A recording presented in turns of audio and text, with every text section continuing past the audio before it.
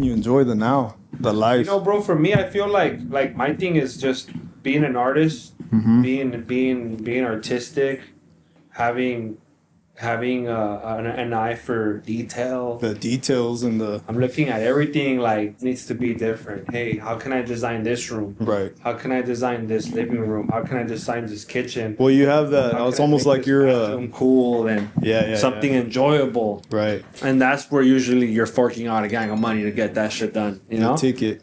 So to me, it's just like being an artist. You know what I mean? It's like even though I'm building a pad, I'm still articulating it. Well, you have that. It's almost like a what is it? An eye for art design, como dicen, eh? Yeah, an eye for art. You know what I mean? For art itself. itself. I don't know. Like I feel like, let me show you a picture of the bathroom. Oh yeah, that's like your dream. You might as well do it all in, huh? This is nice, the tub y todo, bro. It was all made from the ground up, bro. The house was done. Like I knocked it all down. I knocked it all down to the ground.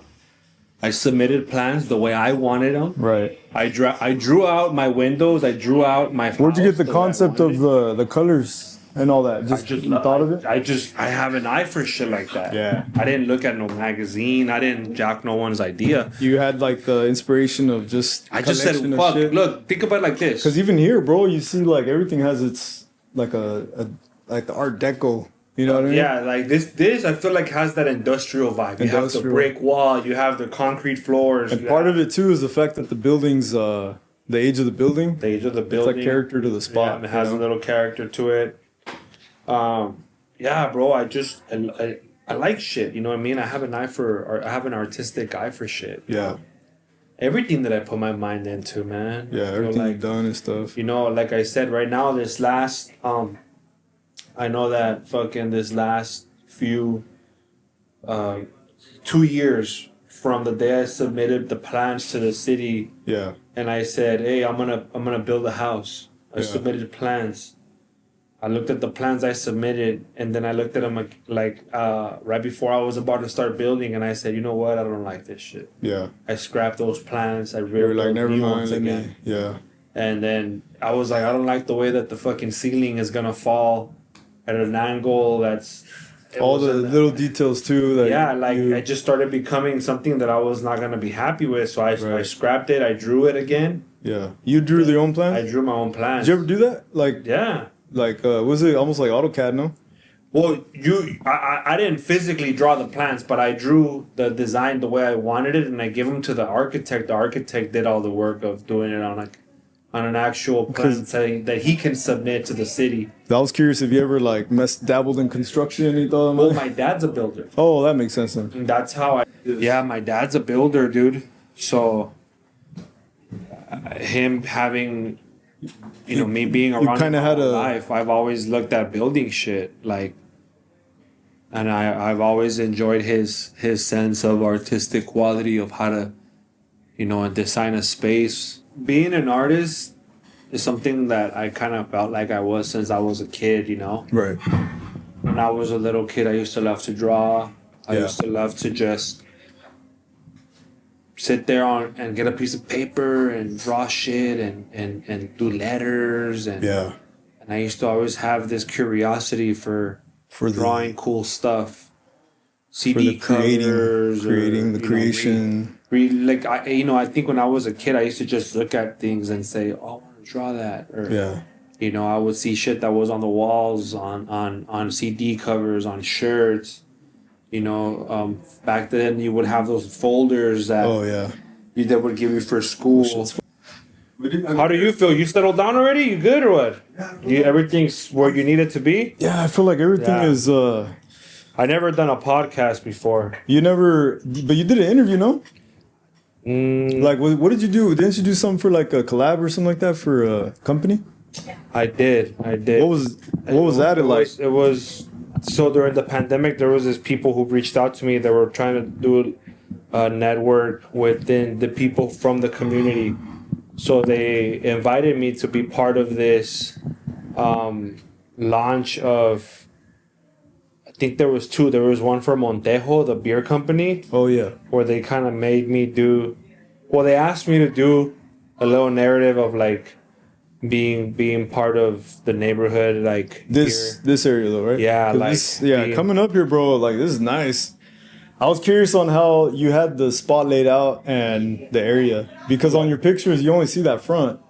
You know what I mean? Like the area here, I grew up here, right, on this block, so I've been here my whole life. Yeah. So I feel like when I was actually in a position to be able to get this shop, it was perfect. It actually came by accident. I wasn't even looking for a tattoo shop.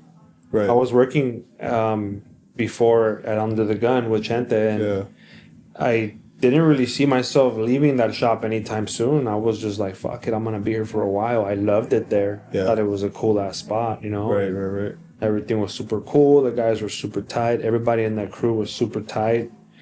But I had a friend named Mike who used to own this shop, and it was a skate shop. And he was he was actually working at a smoke shop next door to Under the Gun, and he was just like helping out. There's other guy they used to call Props. Okay. Miguelito. Miguelito.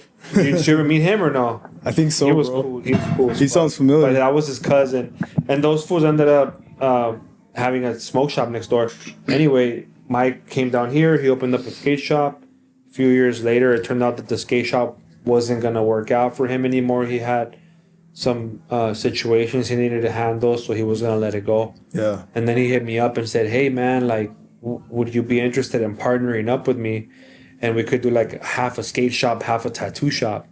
And I was like, yeah, that doesn't sound like a bad idea. So I came by and I looked at the spot, and I remember seeing a bunch of kids in here skating, fucking doing ollies, crazy as grinding on the floor, and I was like, I don't know if I can make this shit work, dog. Like, especially the slants. That's like my thing was more like bringing clients in here, professional establishment. This guy was like, he had kids in here hanging out, fucking around with the skateboards, and that shit was tight. But I just was like, I don't think I could do that for like tattooing and having all that noise and ruckus. Yeah. So I said, nah, bro, you know what? Actually, because the ambience right now is cool. Yeah, like, this is a real shop. You know what I mean? Yeah, tattoo shop. Right. But I just couldn't do skate shop, tattoo shop. Yeah. If it would have been a different setup, like, hey, I have my skate decks here. We sell skating supplies, and he handled that. Yeah. But we still had like the tattoo shop, primarily vibe. I felt like maybe it could have worked, but then at the same time, like, I didn't want to step into his environment and tell him what to do. It's just not my get down. So hey, he ended up letting it go. And then that's when he was like, look, bro, for sure, I'm letting it go now. So do you want it? And I was like, you know what? Let me go talk to the landlord. I want to go talk to the landlord. It happened really quick. He's like, look, here's the deal. This is what I'm going to rent it out for. Do you want it, yes or no? And I was like, you know what, bro? I don't know. Like, it's kind of a lot of money for me right now. And he's like, look, dude, I'll do this for you. You know, he gave me a deal. Yeah. And I said, fuck it, let's do it. And that day we shook hands, and that was November 18th, 2015. And I was like, fuck. How did you feel? Was it like a love-hate thing because you were kind of torn because you didn't want to leave the UTG? No, not necessarily. It was like a bittersweet. It was more of like... I feel like it was time to kind of branch a little bit? Not really. I didn't feel like it was time. I felt like I was still, you know, I mean, I was 25 years old, bro. I mean, looking back to that, I mean, 25, I'm young, you know? Yeah. I had started tattooing when I was 16, but I didn't really count that time. I counted it like right at 18, you know? Right. I felt like I was having so much fun at 24, 25, 23. You know, doing the conventions, you know, just working on my shop, on myself. Right. Working on my artistic career, not having really to worry about any kind of other delegations to have to deal with. The outside extra... You know, I feel like when you own a shop, there's a lot more that goes into running a business. Yep. You're no longer like in a position where you can just kind of get up and go when the tattoo's done, you clean your hands and you leave home. Like, it's not really like that when you're an owner. Right. So, you know, I feel like I didn't really know that side of it yet, but I wanted to try it out. And I remember having a conversation with Chente, and I was like, look, bro, check it out. I'm going to try this out. And if it don't work out, I'll come back. Like, I just wanted to see what it might be like. Give it a taste. To see if this would work, you know? And it worked out. Fucking worked out really well, you know? What was his response to you? Like, because I know obviously he's supportive, right? I think his response at the time was like, yeah, you know, do your thing. You got to do what you got to do. I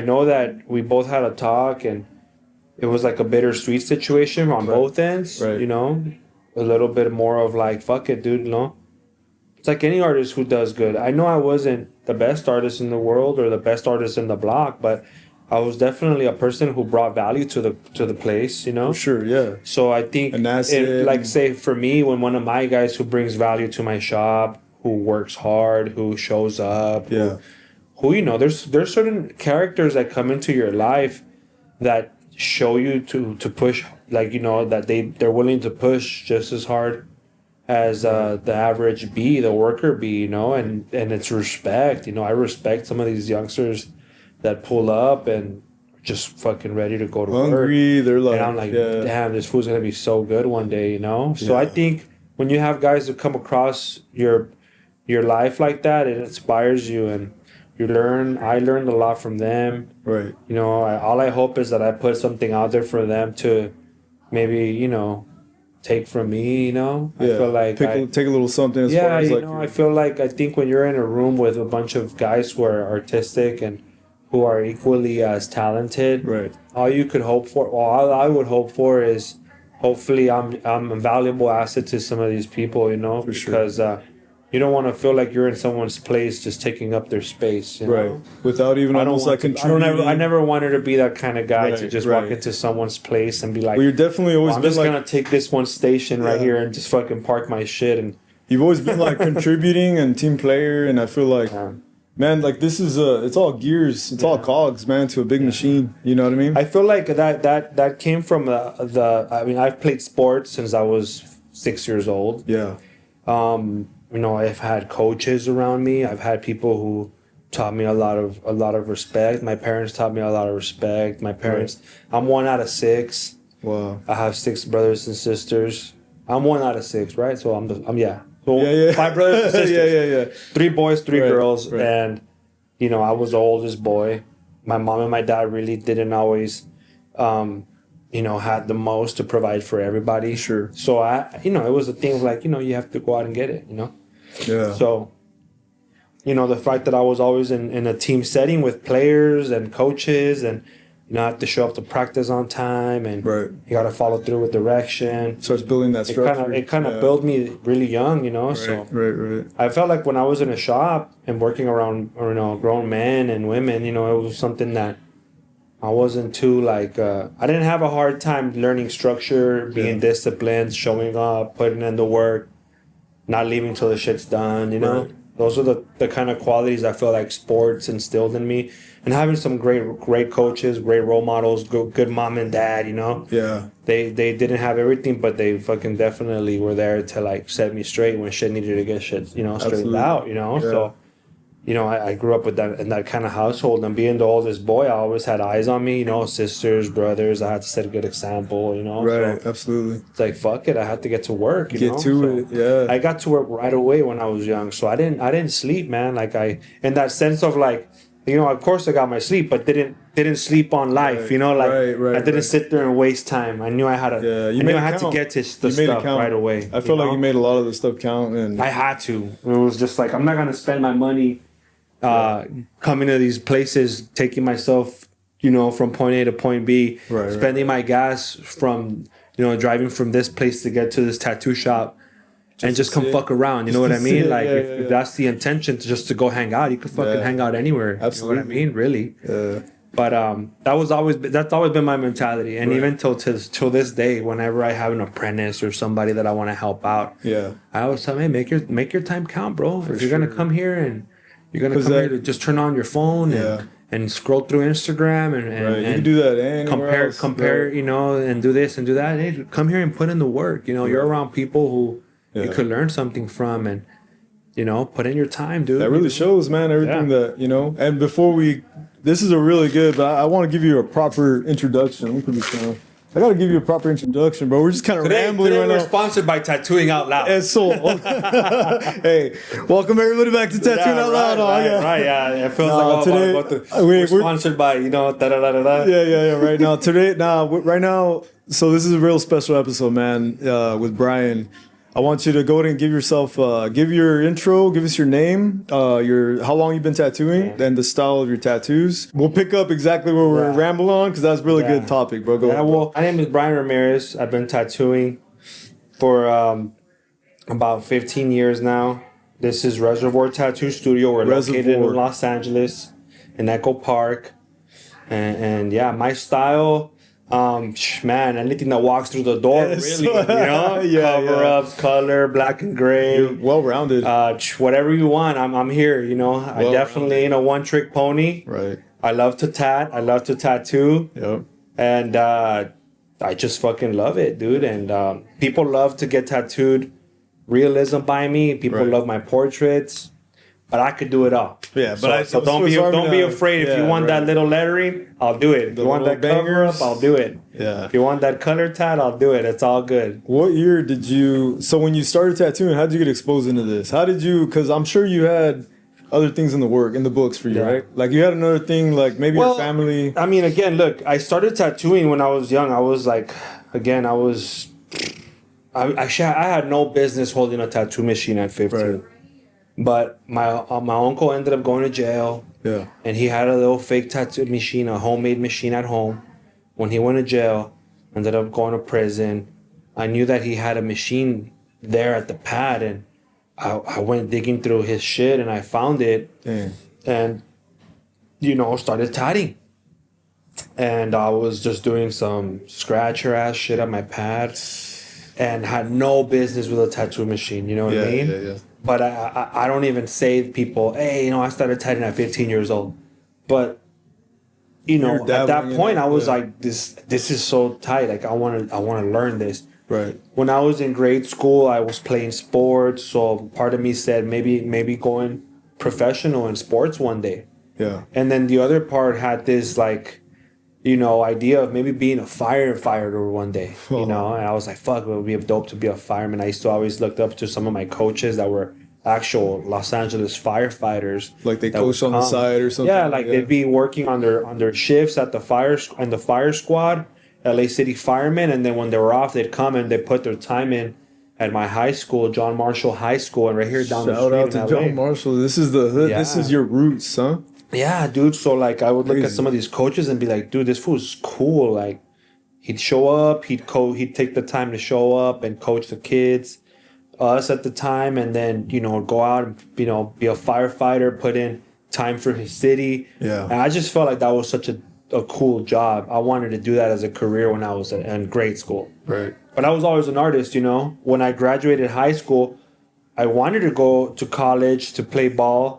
And I wanted to do fire science and get all of those requirements that you get to become a firefighter. Yeah. But I remember back in 2008 when I graduated, there was a big freeze in the firefighting LA City because, you know, that was right around the recession time. And they were like, we're having a freeze right now. We're not hiring any firefighters for about 5 years or so. Damn. And that shit just discouraged me so bad. Right. I had people who said, don't worry about it, bro. 5 years will fly by, you know. You're only 18. Right. And now I look back at it and it's like, fuck, 5 years wouldn't have really been shit. That would have been perfect. Well, you know, I'm here now. I can't switch boats now. You know? Yeah. I made something out of this. So, no, for sure, because you didn't take it back. You just proceeded and kept pushing it. Yeah, you know what I mean? I knew I was artist. How did you get? So, like, you had an apprenticeship too, or how did that work for you? So I didn't have an apprenticeship. I wish I would have. I did actually go knocking on a few doors, and I wanted to apprentice under some people, but nobody was really taking apprentices at the time. Yeah. I ended up working in this one shop who hired me. Right at 18, it was a friend of mine. He was my. We used to live in this condos in Pacoima, and his family lived there. His name was Worm, and he worked at a tattoo shop. This fool would pull up to the pad and he'd have fucking, you know, a Lolo, and he'd always have this little case. Right. And I was like, this fool has to have tattoo machines in there, you know? Yeah. And I remember one time I asked him, hey, you tattoo? He's like, yeah. You know, he was all tatted up. Where do you work at? I work down the street. Like, hey, man, can I stop by? Yeah. And I remember one time I pulled up and I was like, hey, man, you guys, would you guys mind, like, hiring me? Like, I want to learn how to tat. I want to be a tattooer. And they were like, yeah, you have tattoo machines? They're like, yeah, fuck. I started working there. Right. And it wasn't really you know, not official, crazy, dope establishment. Right, it was just a shop with some guys that were tatting there. Sometimes there was fools that fresh out of prison were tatting there. Sometimes rotation there was fools from the hood that were tatting there. And bro, it was a hood ass shop for sure. You know. Yeah. So I was learning in the streets. I would say street tattoo shop with some street ass characters and street shop. Yeah. Yeah, man, it was fun. You know. But, you know, it also got to a point where I was like, bro, if I want to make a career out of this shit, I can't be here. Right. You know, because there was a lot of other shit happening. I don't want to I don't want to talk about it here, you know, but I was totally like, get it. Yeah, I mean, you know, I gotta get in a real place, you know? Yeah. That does transcribe, though, what you were saying before about that discipline. Yeah. And sometimes I think back in the day, as a mentor, when you have an apprentice, imagine what the factors were for that apprentice to be focused. Without the technology, right? Like, let's say we're going back to the early 2000s or the late 90s apprenticeships. And the factor for someone to be distracted as an apprentice, I think they were even more locked in because they're scrubbing tubes. You had tangible jobs. You had legit jobs where now a lot of people, they might stick to some traditional apprenticeships, but a lot of people are more lax. Yeah. And they might just be like, hey, bro, like, you can learn from me. You can learn from like a shop apprentice. Back in the day, there was like, you're my apprentice, no one else's, and that's it, right? There was real like guarded. And then like learning in that time frame to now, like you mentioned earlier, a youngster wants to learn, and then you want to scroll on Instagram, bro. Hey, make your time count. Imagine sometimes I think, bro, like about the similar like the differences of like back in the day without technology, people were almost like honed in to get this going and go. Now it's like if you're not. You know, let's say the shop duties are done, you can just sit there on your phone, or it's easier to get distracted, basically. Yeah. But you had this discipline that you instilled into others, and to build a crew here, though, like to have that same kind of, you know, you guys are all the same energy in here and the same mindset, because I feel like this is a fam. It is, right? Like you built a family in here. But when you first opened this place, how many artists were here? Like, how did you start filling chairs? Well, I mean, dude, like when I first opened this shop, it was 2015. Yeah. It was me by myself. You were just holding it down by yourself. I remember when I was leaving under the gun, again, you know, tremendous respect for that shop, tremendous respect for the guy who put on everything. I just wanted to do my own thing. For sure. I didn't want to, hey, you know, start getting in anyone's ear like, I'm going to open up a spot, come work for me, you know? Because I didn't think that was the right move. You know, I figured like if I'm going to take this type of move, I kind of want to start fresh. You know, new characters and start my own clean thing. slate. Yeah. And it was you know, I came in here by myself, bro. I remember the first, you know, month or two, it was just me and my dad. My dad was here. He was walking around and doing a bunch of construction in here because, you know, my dad's a builder, so he was helping me with the paint. He was helping me, you know, with setting up the shop, bro. And it was just half of the shop because this whole place ended up expanding after, but it was just half the shop. So we ended up getting a second address. We knocked the wall down and we ended up making the shop bigger. That's why I see the two doors. Yeah. So you actually expanded. So it was just me. And then hiring guys, it was just more like, you know, my mentality was like I wanted to have guys who wanted to hone in and being, you know, artists. Right. Wanted to know how to draw and wanted to combine figure drawing and head drawing and you know, type of like what you would see in an art class setting. You know, I kind of had this idea of like maybe we should have a still life day or a day where we have figure drawing and we bring in a model. You legit had, and we did almost like art classes for a while. Stuff, right? We had that for. I remember it looked like you were throwing workshops. We had an ongoing workshop once a week, every week for years. And there's actually a really good artist who was ahead of that here when in the art side. He was giving, you know, tattooers and other artists classes. His name's Ramon. Okay. Ramon Alex Hurtado. And Shout out to Ramon. Like my friend that would come in, and he was just strictly teaching art, you know. Yeah. He's not a tattoo artist. He's just an incredible artist, you know, drawing, painting, designing, you name it. This guy is the really artistry. He's just amazing at explaining it. Yeah. When I first met him, I was going to Safe House. Safe House was a place where they were doing art classes there. It was this guy by the name of Sean Barber. You heard of Sean Barber? Yeah, of course. Him, and he had a partner. I forgot his name right now, but him, Sean Barber, and it'll come to me. Sure. Another amazing painter. Sean Those Barber, two owned Safe House, crazy and they artist. just had a cool workshop thing cracking. Yeah. And my friend Jerry would go there, and I was like, dude, like I need to jump into taking my little art class once or twice a week. So we were going there. Yeah. Then Safe House ended up closing down, and then I told Ramon, hey bro, like why don't we just continue doing the art class at my shop? I have the space for it. Yeah. And like I'll tell my guys that are working at the shop to be part of the class, and we could bring guys from the outside and just make it a full-on class.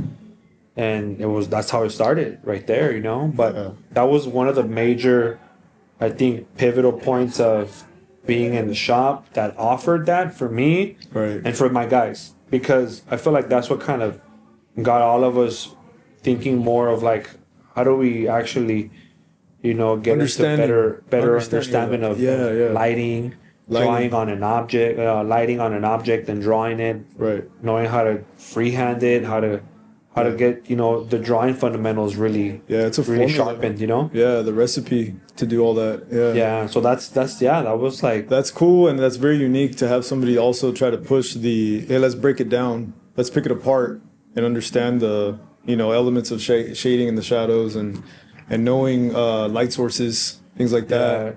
And not a lot of I mean, you have to go to school lighting, for that, composition, figure drawing, reflections, all that, dude. There's so much that goes into that, but once you understand it and you can really mimic it on the you know, like have a better understanding of how to record what you're seeing and draw it on a paper or tattoo it. It changes the game. You're more efficient. You're able to move through the tattoo a lot more smoother. You're not really sitting there looking at an image to copy it. Sure. You're more of like understanding what you're tatting, and you're just flowing through the tat a lot more easier. That's my best way of breaking it down. Explaining it.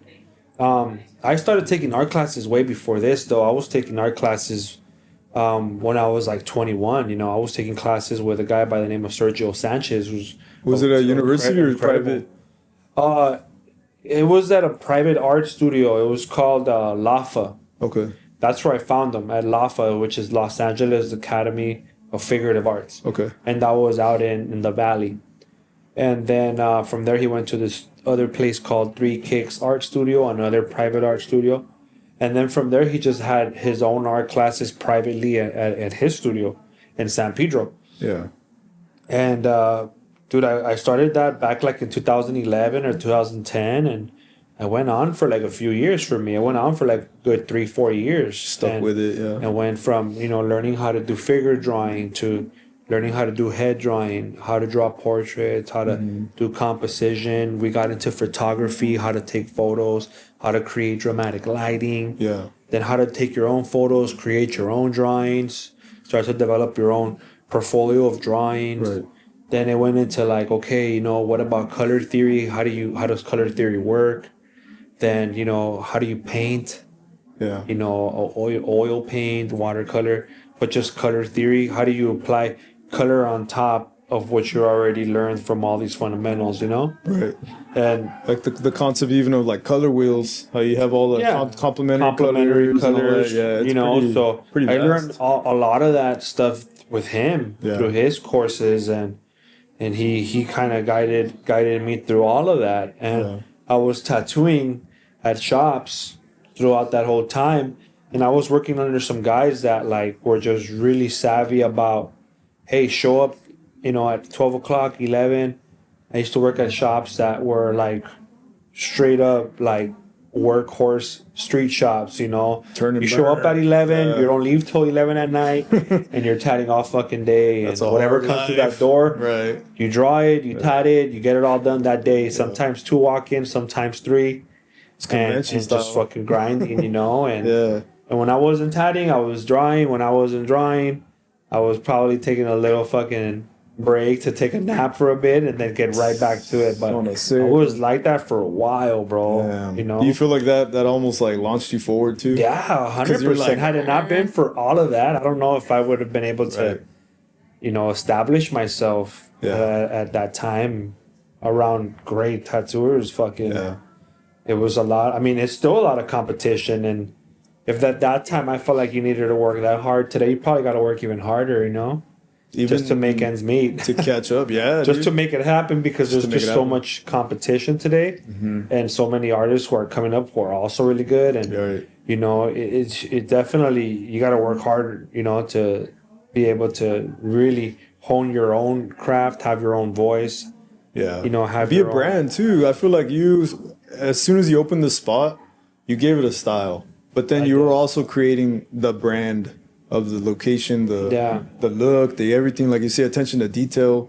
Like walking here, bro, I can definitely tell you that it gives it the history of the building, Like you could see it. You could walk in here and there's a lot to appreciate. You know what I mean? Yeah. And the fact that you have it, it looks like anywhere you turn, there's art. There's art. Yeah, there's a lot of great art here. A dope. lot of great artists have came by, put in, gave their little piece of art, and it's hanging on the walls. Because I remember, I don't know if it was one of the first times I met you, but because we did the DC show together, right?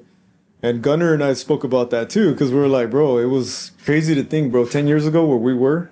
Yeah. And our concept and our idea and this plan that we once had, we might have scrapped it, threw it away, and we hit that reset button like you mentioned.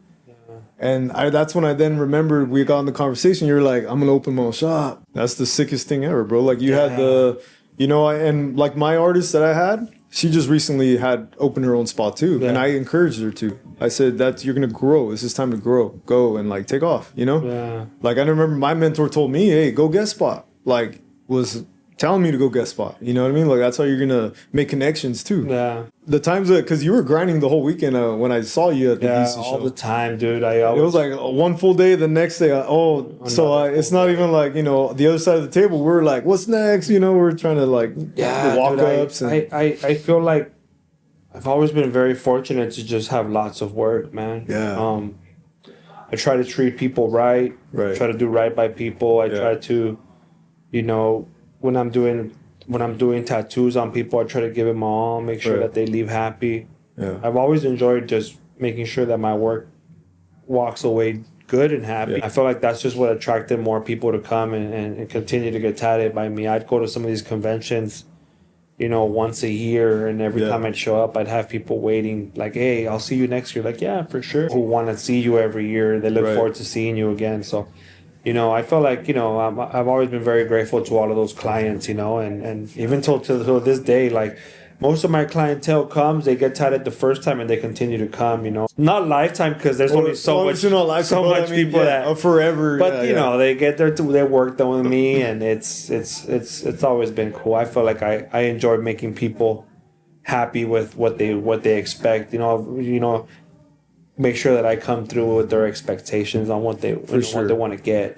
But yeah, man, I think these when I was going to DC tattoo convention, I had never been to DC. I had just started going there because Chante wanted to go to DC, and I was like, shit, I want to go see that shit. Let's go. Yeah, I want to go. I've never been there, so I went with them, and that was like the beginning of it, and I just was like, fuck, the East Coast is so different, and it's crazy. What about New York? What about Baltimore? What about all these other little spots around, New Jersey, Florida? And I started just looking at the roster of conventions, and I was like, because you did do consecutive. I did, right? And when would you say that kind of stopped because you were busy here? Like what year would it kind of stopped for me. I want to say, I kind of didn't really want to pursue conventions anymore.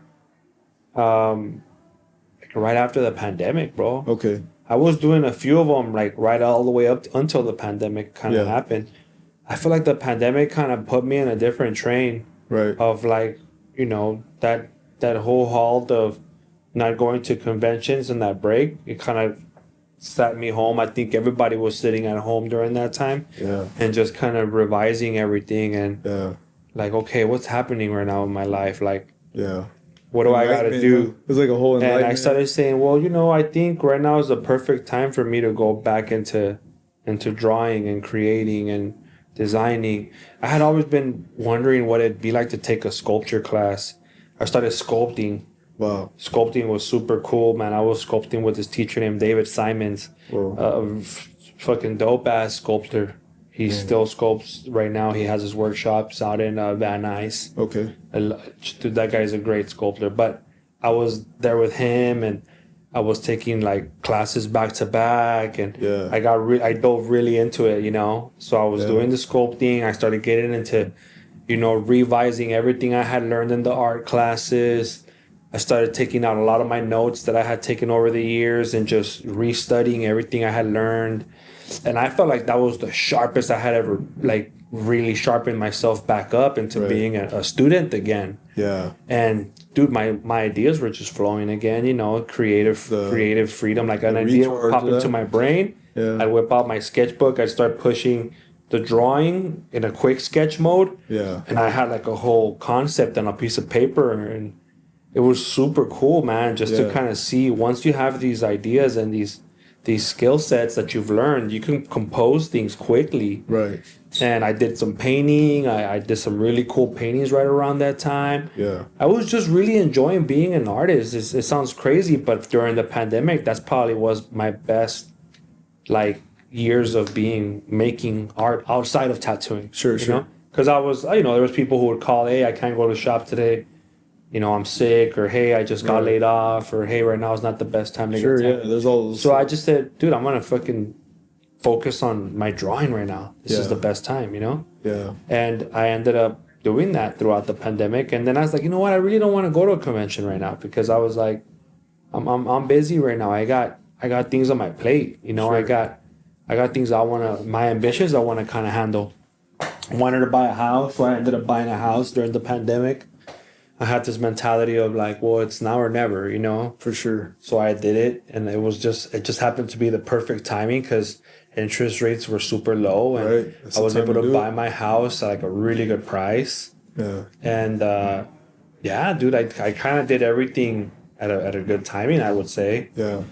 And man, I started kind of kicking myself into gear with like what I'm gonna be doing the next few years. I had just bought this property, so I was like, well, I'm gonna figure out how to, you know, develop this property, put money into it, create a rental situation. I could rent out, you know, some of these like houses because it had 3 on the lot, you know. Oh yeah. And yeah, dude, it happened, you know. So now, like I said, I just finished constructing my own house.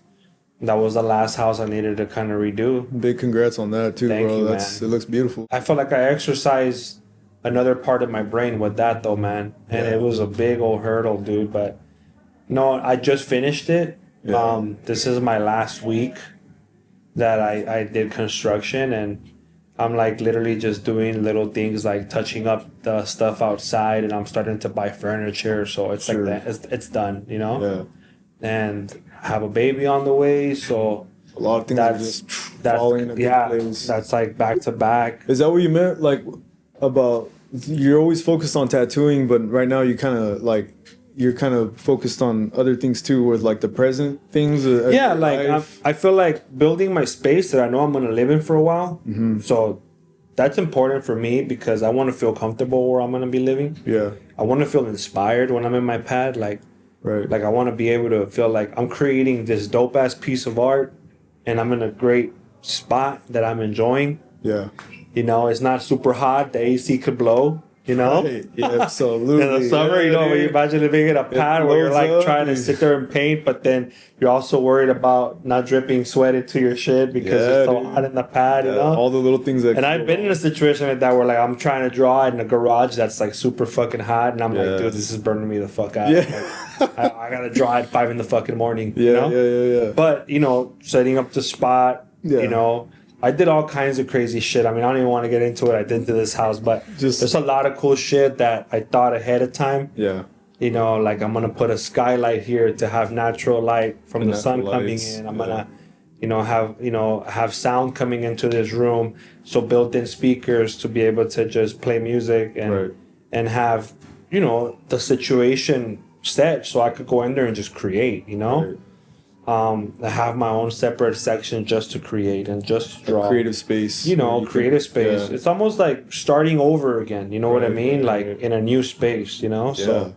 That must have been crazy too, because I mean, this doesn't stop. No, this doesn't stop. This is great. The shop is the shit. But when I'm here, it's like we're here as a team. Right. This is the team being here in the shop. For sure. If I sit down and I draw, more than likely I'm talking to 2 or 3 different guys about what I'm doing and how to do it. Yeah. If I'm tatting in the shop, and I'm also, showing the customer a great experience and the environment that we've built. And also vibing with the guys and pushing myself so they can see that I'm producing something at a high quality level in a good amount of time, right. And just getting very, savvy about that. So here's a whole different get down. Sure. But I'm also an artist that likes to kind of be in my space, in solitude, quiet, where I can create and really push myself. Focus. And not have any interruptions. What inspires you, bro? Like, what's your inspiration as far as, because I get the vibe from all your, whether it's attention to detail and all that stuff, right? But like, what has been one of the things that's been like your inspiration or that spark to be like, I got this motivation? Or because you said these crazy ideas would hit you, right? Because I didn't even realize how much of, like, you're well educated in many ways, and especially with art. Like, this is an educational place, aside of tattooing. So you come in here, and it's not just a shop, but you're educating people. It's a school. You know what I mean? Like, I'm trying to teach, and because I feel like that's my job as a person who has learned a lot of great knowledge. Yeah, is to pass it on, and to help others develop their skills and abilities. Right. And I feel like I've learned a lot of great things. So when you're part of this environment, I kind of want to make sure that I'm teaching these people that don't know certain things to make them better artists. While they're here and they're spending their time here. I like to spend it productively. For sure. Make it count, like you said. Yeah, make it count, while you're here. As far as like what inspires me, man, that's a good question. I really can't think right now. It's like a answer right away. No, yeah, because I mean, think about it right now, and I get it because you just turned off your tattoo brain. Yeah, you know what I mean. So I feel like the inspiration for me comes with the chapters of my life. At a time it was more of like, fuck, I need to really develop my drawing because I don't know how to draw that well. Sure. I thought I knew how to draw, but amongst your friends you're good. But then amongst like actual like artists who've been doing things for a while, like you see how efficient, how quick they can draw something, how good, how fast, make shit look like a magic trick. I want to be an artist like that. So at the time that inspired me, like how to be able to develop that, Right. When I was working around other tattooers and other shops who were really good at tatting. Yeah. When I used to work around, someone like Chente, watching him tattoo and how quick he was able to bust out a tattoo and at a high level. It was like, shit, that was a big inspiration for me in tattooing. Sure. When I was watching Sergio do some painting and quick drawing in person, he'd sit there and do a face in 5-10 minutes, a quick sketch, and it already looked like the person, just in life, and be like, wow.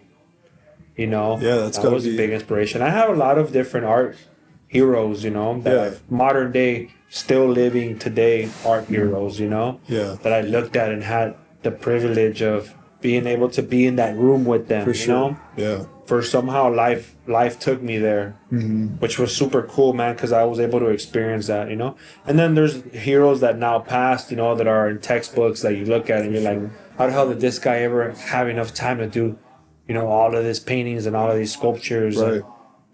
So, as an artist and looking at the art, aspect of things, I've had many different inspirations, you know? This episode is brought to you by Helios Tattoo Supply. If you're ready to restock on supplies, make sure to check out their website. Not only do they have tattoo needles, but they also have their own tattoo inks. They definitely do take care of us as artists, and a huge thanks to them for sponsoring the podcast. Also, thank you to Industry Inks for providing us with some of the brightest pigments that I've used, with a large variety of colors, tones, black and gray sets, black lining ink. If you want to give them a try or already used them before, on your next order, upon checkout, use the promo code OUTLOUD to support the channel and also receive a discount.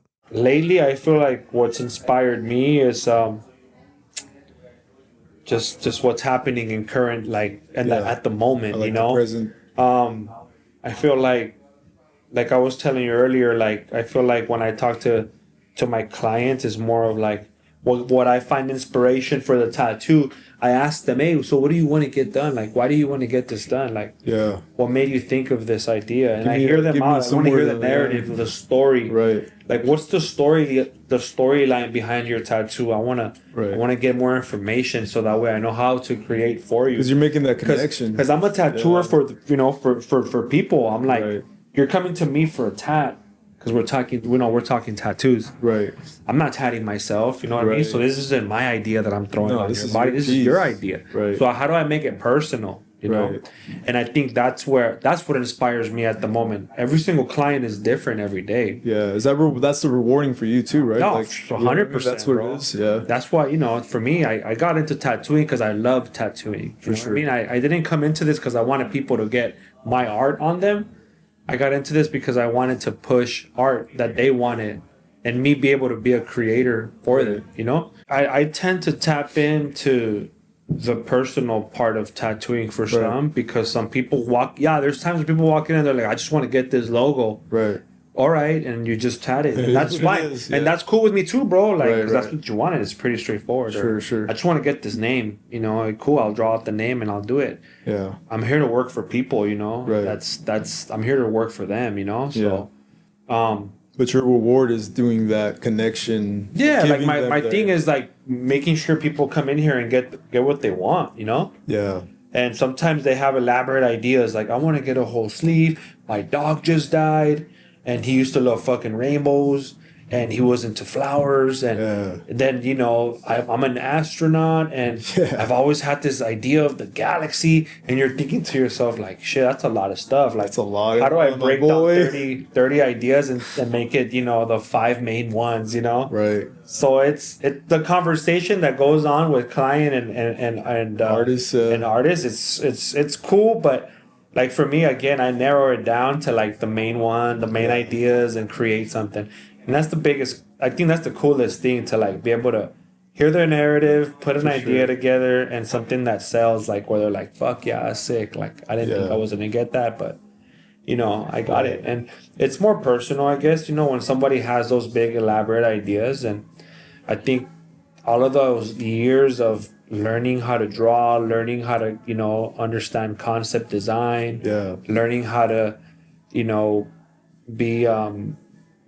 be more versatile with like the way I'm dissecting the art, whether it's photography, me photographing somebody or me thinking of a whole landscape, the composition of where things get put to make a more pleasing idea. Like that's where it all kind of just goes boom right there with the client. Well, I like how you even projected to your client that called, or your potential client right now.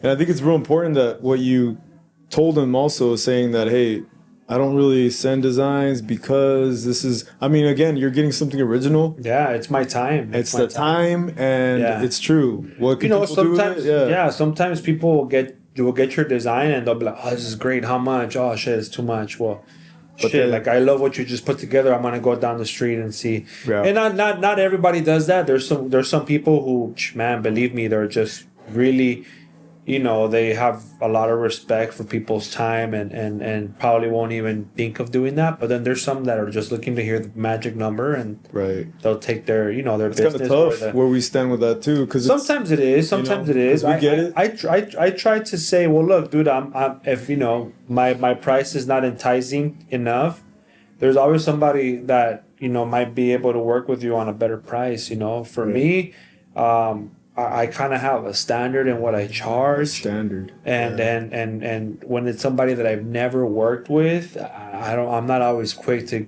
give out a deal, Yeah.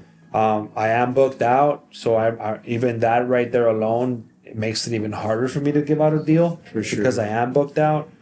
But I'll tell you like this, bro, if I didn't have no clients and I didn't have nobody tomorrow or next week, I'd be like, what do you want to pay for this shit? And we're going to book you next week, Hey, today's a discount. Straight up, bro, fuck it. You got $500? Fuck it, $500 it is. Survival, you got a grand? Survival, let's do it. Homie, But, fortunate enough, I'm not in that position where I could still charge what I want to charge and people still want to. But it's also something that's valued and it's respect. It is. But the credibility too, man. It's like, look at what you've done and how much. We literally just heard you say, this is the steps I take to invest in myself and my art so that I can create this, outcome. Yeah. Instead of just being like, oh, I don't really practice. I don't work out. Like it's like fitness, right? You don't just work out the muscle. The reward is, how you feel, your look, your health. Yeah. And then with art, you're working out that art muscle. Yeah. With the knowledge, with the classes. I mean, you're putting in work, dude. Yeah, bro. It's a lot of work, dude. That's like going back to get a master's. Not everybody wants to invest that type of time. Yeah. Money, energy. Right. And then it's not for everybody, really. It really isn't. Yeah, there's a lot of guys who never took any class, probably, or never sat there and did anything as far as taking some type of education for art, and they're just as they're good. I don't want to say just as good, but they're good. You know what I mean? And they're doing great. I know I have quite a few friends that probably never stepped into a room to do an art class, but that doesn't make them on good or not. It's really on yourself to make. It's really on yourself. Push that over. Everybody has a different way of learning. Everybody has a different way of studying. Everybody has a different way of tattooing things, So this is just the way I decided to do things, and it works for me, Absolutely. So if it works for me, I don't really, think that my investment wasn't worth the time or the money, Yeah. It really was for me, What about behind the shop, the Reservoir, the name, the everything? Where did that come about? Because I mean, obviously you mentioned how you came upon the place. But we'll give it the name. We'll give it the So this street down the street is called Reservoir Street. I figured it had to do with the street. I was trying to figure out, hey, what the fuck am I gonna name this place? There was nameless for a month. Yeah. I was like, what about Under the Bridge? And then I started thinking about who's doing dope. Damn. I was like, I don't think that's a good name. You know what I mean? That's like a. But then I was like, I walked over there. I was like, maybe that bridge has a name. And I walked over there and I looked at the sign and I was like, Reservoir. That sounds tight. I'm like, that's tight. I like it. Reservoir, it sounds strong, So I looked up to see if there was anybody else who had that name, Reservoir Tattoo. It didn't exist. Yeah, so I ran with it. Until this day, it still feels great. Actually, as a matter of fact, the more and more time passes, the better it feels. Damn, this is actually something that I could market, something that I could push in other elements, Right. Clothing. Yeah. It could have so many different other outlets. The name is good, It's solid, and it's strong, So I felt like I did a good choice, by going that route with that name. Yeah, you could have called it, Echo Park this or yeah. You know what I'm saying? No, I like it because there's some tie to it, and it fits the name, like you said, the vibe. And what about since you open? How has that impact been as far as I don't want to say the LA tattoo scene, but obviously you're trying to make it a dot, right? You're trying to make this a mark on the map in a sense. You know what? I think tattooing itself over the last few years has changed in the sense of, the accessibility of it. When I was just starting to tattoo, you would drive by, you'd see a shop, and there was a shop there. There was less tattoo shops where it wasn't like, you could go online and on the internet, or Google wasn't around really. Yeah. And you couldn't, look up a shop and see, different shops and compare them. Today, I feel like there's more of a comparison. There's a lot more shops. There's a lot more accessibility to them. Social media, took off. There's more individuals that are, running really solid businesses on there, where people could go on social media, find an artist they like. That artist probably doesn't even have to be in a shop. They could be in a private studio. Yeah. Fuck, they could probably be even tidying out of their garage and do great, like. Right. I don't know. The shop, the tattoo scene has changed in that sense of accessibility. There's a lot more accessibility to tattooers, tattoo shops. For me, I feel like, since you got here today, you've seen how many walk-ins have come in the door. For sure. We've had quite a few. We have everybody in the shop tattooing right now. There's not one guy just sitting around. Right. It's a pretty cracking business. For sure. That's 10 years of just hard work, putting in the time, putting in the care, making sure you take care of people, making sure that people walk out of here with good tattoos, good at, feeling like they got a good service done. So, I think there's something to say about still treating people right and making sure they come in here, they get what they want to get, and they walk out of here happy. Right. And that's one thing that I live by. I try to tell these people that work at the shop always, like, hey, look, no matter what, guys, remember your biggest business card or sense of promotion is the impact you leave in people's lives, one, and two, the work that walks out of here. So for sure, that would be strong no matter what, no matter how many shops pop up, and then time, everything everything's a proof of the pudding. If you're here for 10 years and you're still working hard and still thriving, still doing well, that's a proof of good business. For sure. That's a good business, turnaround. Bro. Absolutely. You know what I mean? Yeah. So for me, I feel like the shop's been well. I'm happy. I feel like things have been working. Everybody who's came in here has gotten a piece of it and has left better than when they got here. That's another great thing. Artists who have worked and put time in here left better than when they got here. Yeah. That's great. That's another. I feel like, if you're going to a shop and you walk in there and you leave worse, or you learned all kinds of fucking bad habits, then that's a sign of the business, not being a good business. So who would you say is the youngest or the newest to the crew? Well, right now we have an apprentice. Okay. 19 years old. Wow. Yeah. Pretty artistic. Motivated, hungry. That's the youngest, but yeah, as far as like artists that I don't know have came and been here for a while. We've had Jerry's been here for I don't know what, maybe 8 years now. Dang. Around there, almost just from the almost as long as the shop's been around. We have Valentino. Valentino's been here for quite a while now too. Yeah. Yeah, bro. We've had a. Now you have your sister piercing, huh? My sister's about to start piercing here. It's crazy, huh? She wanted to start becoming a piercer. She's always been into the piercing scene and enthusiast for piercing, but I told her, like, look, dude, if you're gonna come work here, man, you gotta take this serious. This is a serious. Sure. It's not like it's a serious thing. And just because she's my sister, I'm not gonna cut any slack on her. Right. If anything, I'm gonna be a little harder on her. Speed her up. I gotta make it worth it. Hey, look, dude, you're gonna learn from me. You're gonna you're gonna make sure you learn some good shit. Yeah. And so with promotion, you mentioned like not just a business card, but like the tattoos that they walk out of here from. How do you manage your own promotion and how it's changed? Because obviously we have this. I've always had a pretty good, up to this point, it's decent, a good Instagram following. Yeah. People on there could, they see my work. They've always checked out my stuff on there. Yeah. For my business itself, I do a whole nother set, way of promoting the business to create more work, to create more audience, to have more foot traffic in here. Right. Some of our clients come from other places. I mean, you heard the phone call earlier. 4 hours out. Like I say, he's gonna drive here from 4 hours away. So it's that's something that I have a formula. I can't talk about subscribe it. for that. For that. Hey, they gotta sign up the $12.99. Yeah. For that one, it's gonna be a Patreon class. Patreon class. How to get business. Yeah. But I have a good business system, class. That's good. That's another right. thing. That but I mean, it shows though. It reflects from your motto. You gotta keep these guys happy, bro. These guys want to be at a place where they're busy. They got work. Right.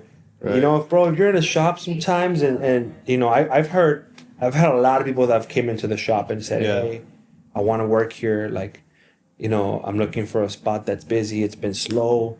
You know, I hear that a lot from a lot of artists, but I'm also a little selective of like who I kind of want to let into the shop, because sometimes you never really know if that guy's going to stick around long enough.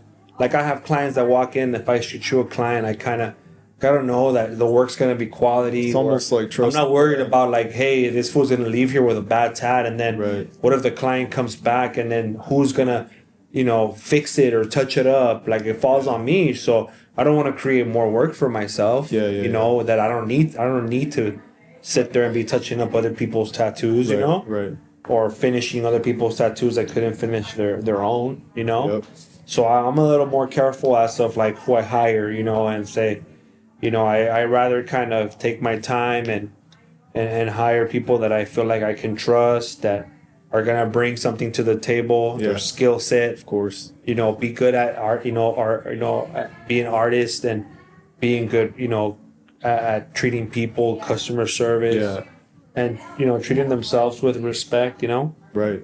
So I don't know. Lately, we've had I rarely post a thing of like we're hiring. Right. Because we always have people walking in here asking for a job. Yeah. And sometimes you'll get some guys who are really dope. You know, they're just looking for a shot. They moved in from another place, another country, and they're dope. They're fucking badass at tatting. Right.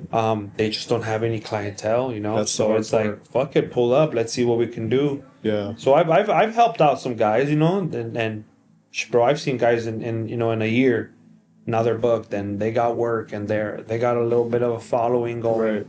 And it's like, hell yeah, man. It makes me happy to see people prosper. Mm-hmm. Come here, you know, with a mentality of, I want to get really good at this. I want to develop a business. I want to be able to have, you know, really, really good, you know, skill set and really good clientele. Right. And they get it, you know. It's fucking great when you see that. It's like you come in here and you shift to that gear, you know. Everybody else is, and obviously everybody's going to have their own pace, their own system. Yeah. And I like that you're not even like a boss, other than it's like a peer.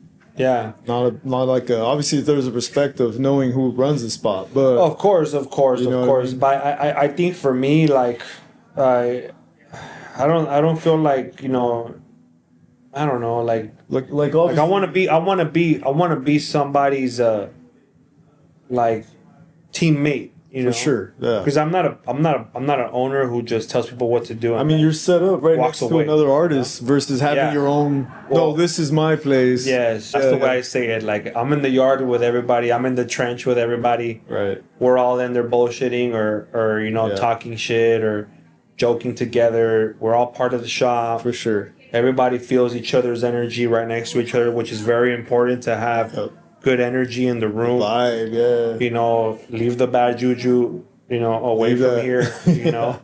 And it's I don't know, for me, I feel like it's very important to be in the yard with everybody. Absolutely. Because it makes you feel like you're, you know, like you're no different than them and they're no different than you. We're all equals here. Yep. It's just of like, okay, who's pushing out quality work, who's, you know, treating people with respect and putting in their best tattoos for the day.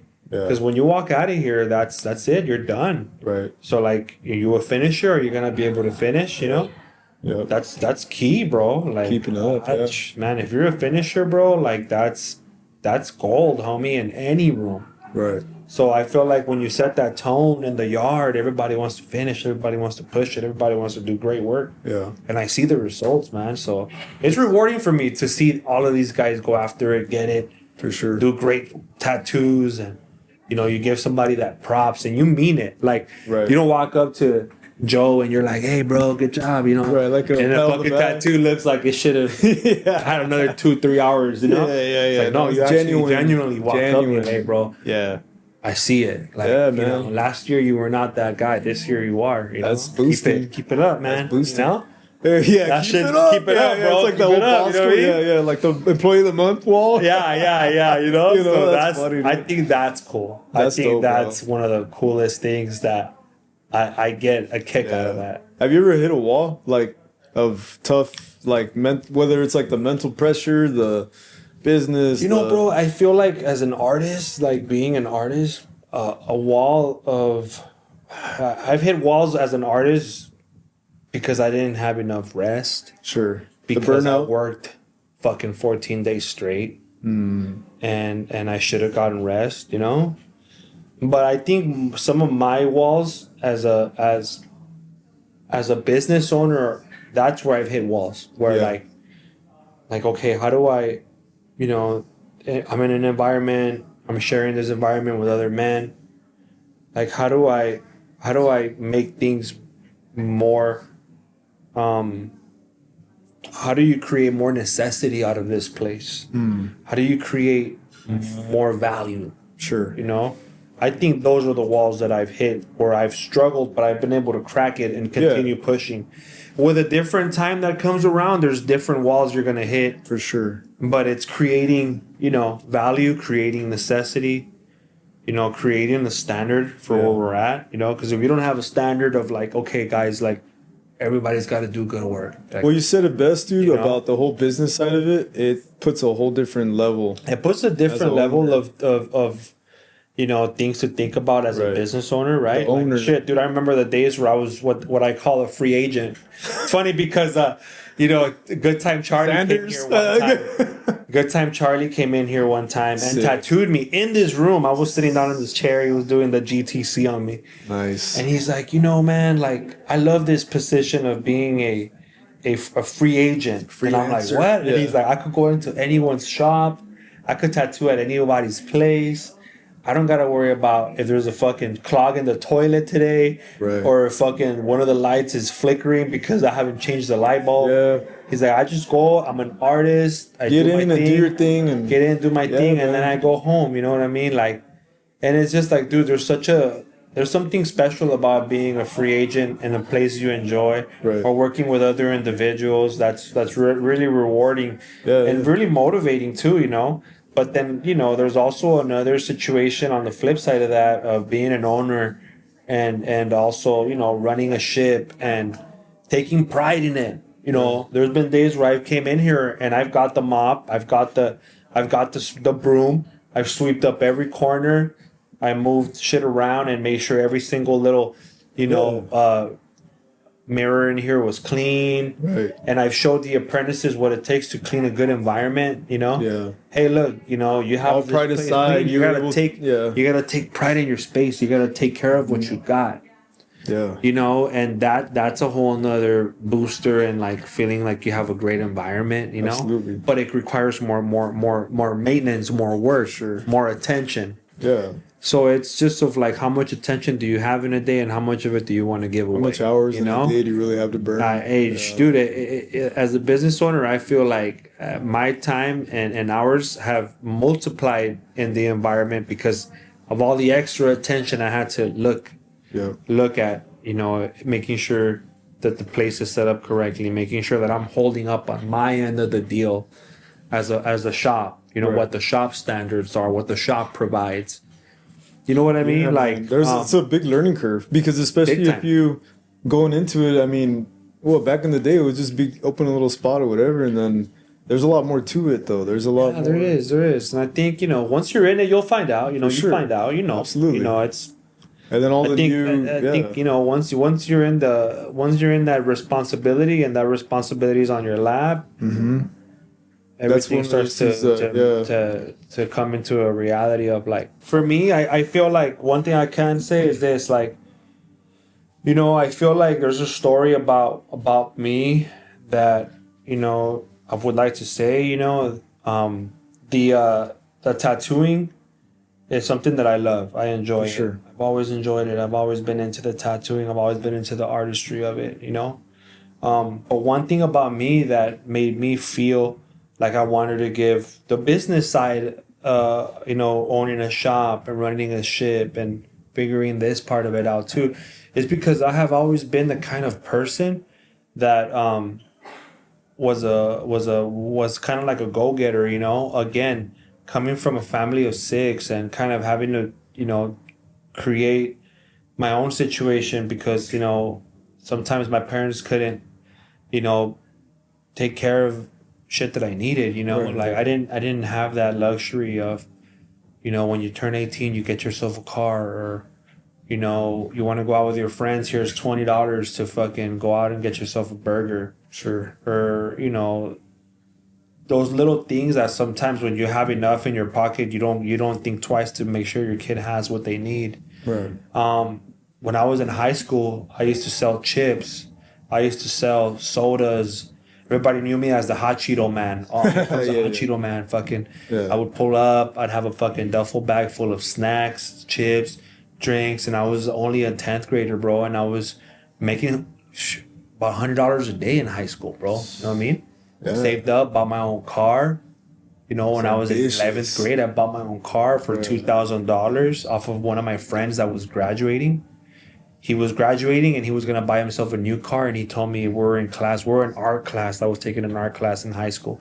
Hey, bro, I'm going to sell my car for $2,000. You know, do you want it? I said, yeah, fuck. Bro, I saved up that money. I bought that car. Yeah. You know, paid for all my senior dues when I was graduating on my own. My mom didn't have to pay for none of that. Whenever I wanted to go out on the weekend, my mom never had to give me any money for gas, for food, for anything, bro. Yeah. You know, I remember when I was a kid and I would go out on a little date with somebody, my mom would, you know, jump out of the car and tell the girl, like, hey, just so you know, this kid don't have no money, you know, so I don't know how this was gonna eat, or and then the girls would be like, yeah, you know, it's okay, we understand, I'll buy him a burger, it's all good, you know. But that feeling of like you know, kind of like you know, embarrassment, like I didn't have enough, you know, and thinking of it like, shit, dude, like I gotta figure this out, I gotta make ends meet, you know.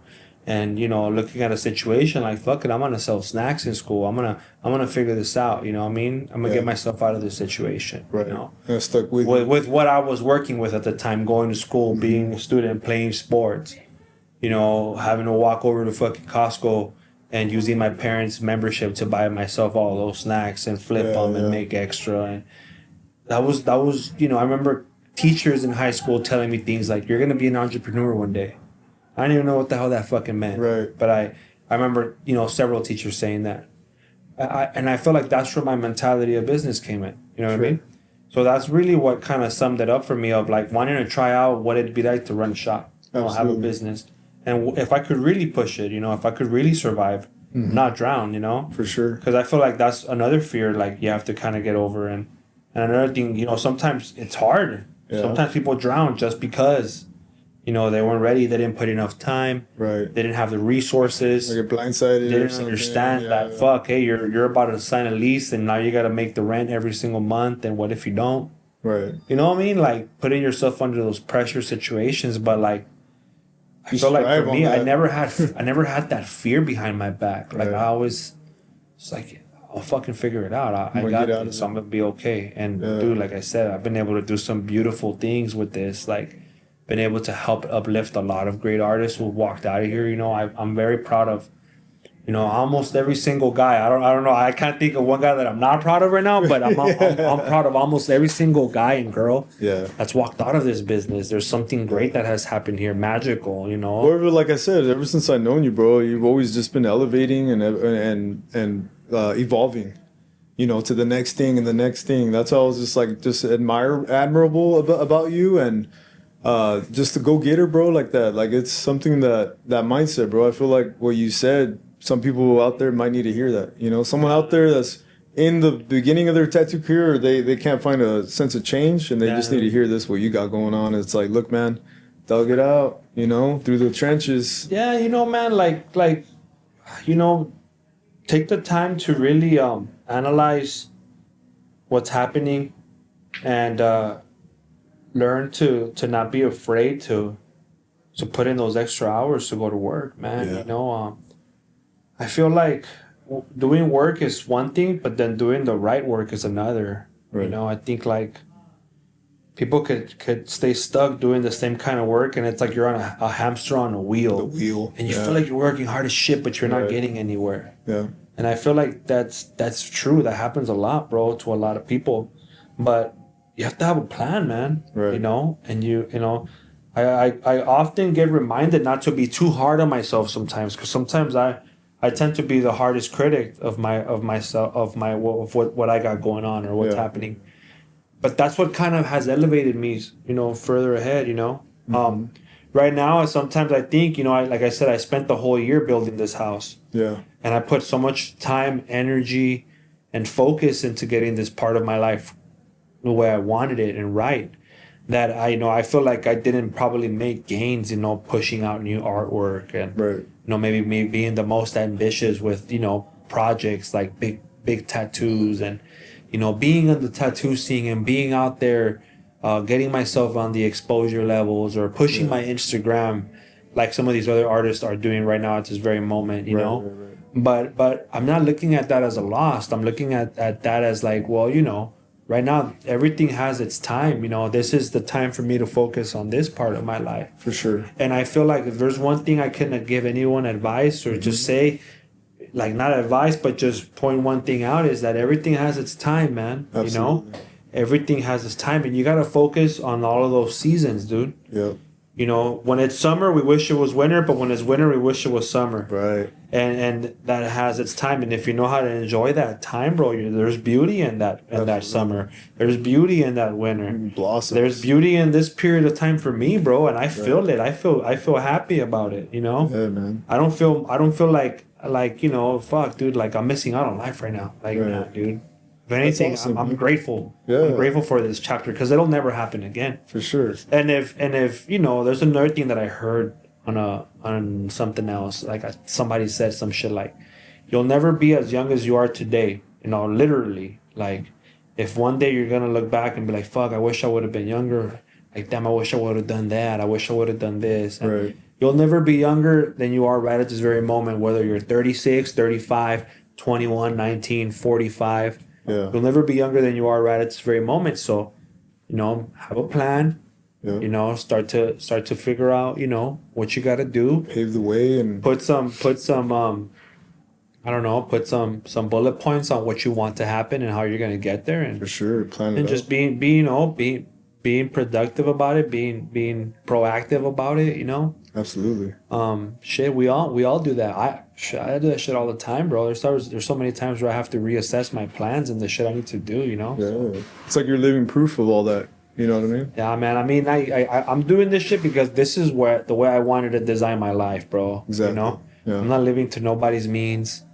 I'm not doing anything to make anybody else happy other than yourself. To make sure that I'm doing what I need to do with the responsibilities that I have, Yes. Me being a shop owner, I'm responsible for a lot here, and I gotta do certain things to make sure that's done right.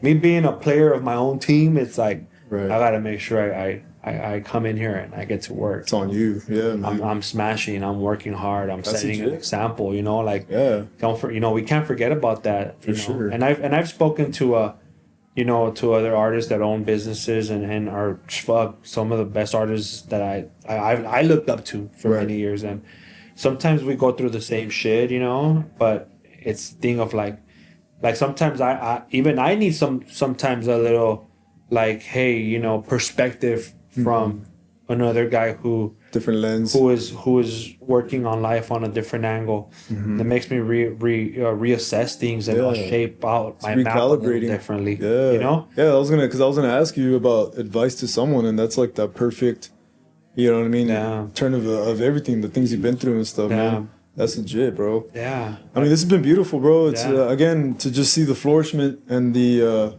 the fruit of life right here. Yeah. And just really proud of all the accomplishments and give you your flowers. You know what I'm saying? Bro, and same thing to you, bro. Like I think there's a reason why we were meant to cross paths. For sure.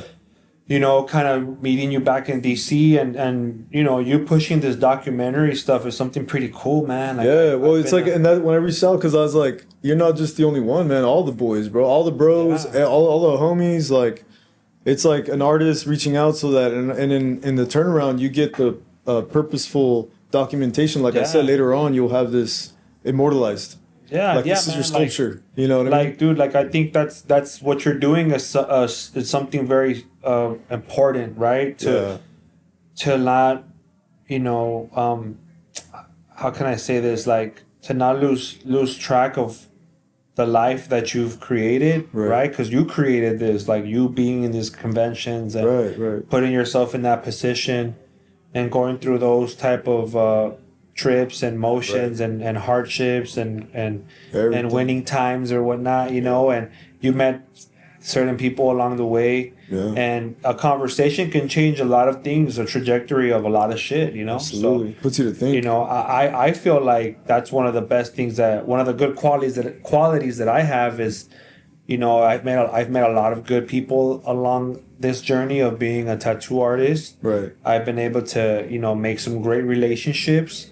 And I'll tell you straight up, bro, I'm never afraid to pick up the phone and just call somebody and say, yo, what's up, man? Like, what's cracking? What's new? What's happening, bro? Like, check in on peeps. You know, fucking, and just the conversation again can change the trajectory of where you're going. And, you know, for me, I feel like I've been fortunate enough to have some solid advice from some friends that I consider good friends and bros, and brothers, people that you know are going through this life of being a tattoo artist. Also, you know, it's wild. Yeah, it is. It's a lot, bro. Like, you have to be. I don't know, bro. There's so many different layers to this, bro. From you know, your art, you know, being loud, from your finances being, you know, protected for yourself, and you have to create all of that. For sure. You don't have a guy, you know, who's gonna tell you, hey, invest your money, hey, you know, fucking, you know, do this, do that, hey, take this class, hey, make sure you do this. Like, you don't have nobody up ahead really giving you that advice, suggestions, that structure. You know, sometimes you get these company jobs like LA City Job or DWP or something. Sure, yeah. You go in there, you have a 401k set up, you have a retirement plan, you have all of these things, you know, that they're set up for you. Security. To be able to live a retirement life. We don't have that here. Right. So we have to make that happen. Yeah. And in order for us to create that, we have to be consistent. We have to have a good flow of work, clientele, demand, create, you know, we have to be able to create necessity for clients to decide, hey, we're going to keep coming back to this person, you know, in order for you to have a flowing business and create that. So there's so much to figure out as a tattooer, dude. So sometimes when I meet a young kid and they just think of the basics of, like, I'm gonna pick up a tattoo machine, I'm gonna do a great tattoo. Yeah. And that's all they think about, you know. It's you know, sometimes I try to take the time to break things down for them and say, look, dude, like, there's so much more to this. There's a lot of misunderstanding and overseeing sometimes. And I wouldn't say necessarily misunderstanding, but it's just a lot of things you need to do for sure, for yourself to have at least somewhat of a security, you know, for yourself. Like, God forbid you get, you know, injured, or you know, God forbid something happens that's like a life altering situation. Right. You know, how do you live? Like, how do you take care of your shit? You know, like, how do you pay your bills? It's a backup plan. You know, like, I feel like for me, I personally don't really have a backup plan. Like, I don't, like, if tattooing is done, I have other things that I know I could do, and I'd probably be really good at it. But I haven't honed on that yet. You know, me building this house, for some reason, I'm like, shit, I could even be a fucking contractor and do drafting, really sick ass build outs for people because I just went through this shit, you know? Right. But truthfully, man, like you just want to, like, you know, as an artist, as a young artist coming into tattooing, I feel like, you know, be smart about your finances, be smart about your time, because you'll never get that back, you know? Sure. Don't spend time, you know, in the wrong places, doing the wrong shit, following, you know, trying to do, you know, things that are not really gonna do much for you. You know, take the time to really be strategic about this shit and be smart about it. You know, fucking man. Like, that's the best thing I could say, bro. Like, don't waste your time, and, you know, be wise about, you know, your finances, dude. Absolutely. Go ahead and plug in where people can reach out to you. Give everybody, like, where they can reach out. I know you have a list, like you said, but if people do want to reach out, consult, or plan something for the future as a piece. Echo Park. My shop is located in 1154 Glendale Boulevard, Los Angeles, California, 90026. You could check out my work on IG, Bryan Ramirez Art. And we have a website, www.reservoirtattoostudio.com. .com. And on the website, you'll be able to see everybody's work there. All the artists. Everybody's, yeah. you know, a little bio on the shop, what's happened here. Yeah. A lot of cool stuff. We sell merch on there. Hell yeah. And yeah, man, you know, shit. If you guys have any questions, you know, fucking pull up. Hit you know? up, huh? Yeah. Man, there it is. Heard it from the man himself.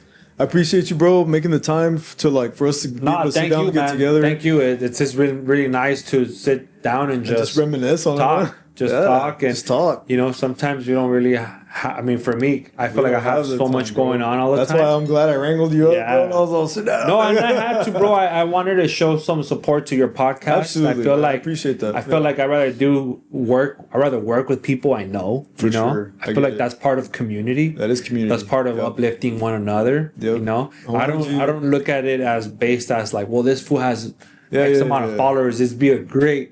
Or this fool is a high-rated guy. Like, right. Yeah, there's those opportunities that do come across. But for me, is really just working with people within my community that I personally know. And how can I be of service to you? You know? Yeah, I wanted to really share a spotlight because I've seen, like I said, I've seen you when you started this to where you are now, and it's just something that I was like, bro, I gotta have Bryan on, you know, and eventually do another revisit, bro. Yeah. Do another one. We could just sit down and really get some of the guys too. Or yeah, something bro. I think it'd be cool to have like a group, a shop day come through and just have a camera fly on the wall. Yeah, and just shop talk shit. You know what I mean? How it is. It's how it is. Yeah, man. That'd be sick, bro. Thanks everybody to listen to the end. Thank you guys. Thank you, Bryan. Reservoir Tattoo. Shout out. Thanks, guys. We'll see you on the next one. This has been Tattooing Out Loud. Hey, hell yeah.